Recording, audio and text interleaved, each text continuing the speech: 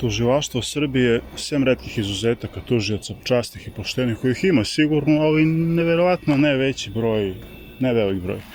Naime, što se tiče mog pokušaja ubistva 16. marta, takve stvari tužilaštvo kopa, znači ono ima ovlašćenje da uđe gde god hoće, preko da radi šta god hoće u smislu da prikupi dokaze, znači njima niko ništa ne može da uskrati, da dođe do kamere, da dođe do alibi gde je neko bio kad je učinjen zločin. Oni to čak rasvetlaju, dosije X, na primjer, dosije X, podacima navodu u Americi, FBI i to.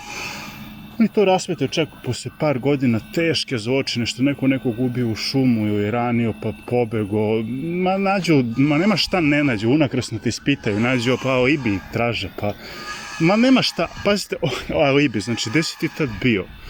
Kad bi neko pitao, znači jedino ko je bio pored mene kad mi je razbijena glava je monstrum taj, što im snimak dokazni, snimak, ej! Pada sve u vodu, dakle nemoguće da sam pao, ako sam pao imao bi ogrebotinu makar ruke, pada sve u kraj priče, pritom mi pretio 4 dana pre toga i tako dalje, onda se još ako treba testira psihološki, se vidi ko laže, jel, tu pokaže sve i tako dalje, unakrsno ispitivanje, verovali vi ili ne, videli ste poziv, kaže da vidimo Dedić Jadranka, kriminalni zamjenik višeg tužioca, za mene je kriminalac okoreli, jer misli da je Bog i batina, što nažalost i jeste u ovoj kriminalnoj rupi od Srbije, a odgovarat će krivično, dok ne dobije robiju, ja neću stati. A da li ću sad ići tamo, ne verujem da ću ići. Tražit ću hitno hapšenje, kao što kad tražimo na sva vrata ću da uruličem, bukvalno. Uhapsite kriminalca zamjenika višeg tužioca Jadranku Dedić.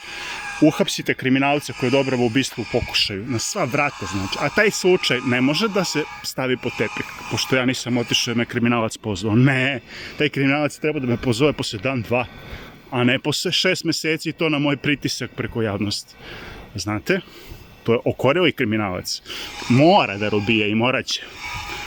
Ja na ostavku njenu neću stati, to jest otkaz koji će dobiti nesumljivo.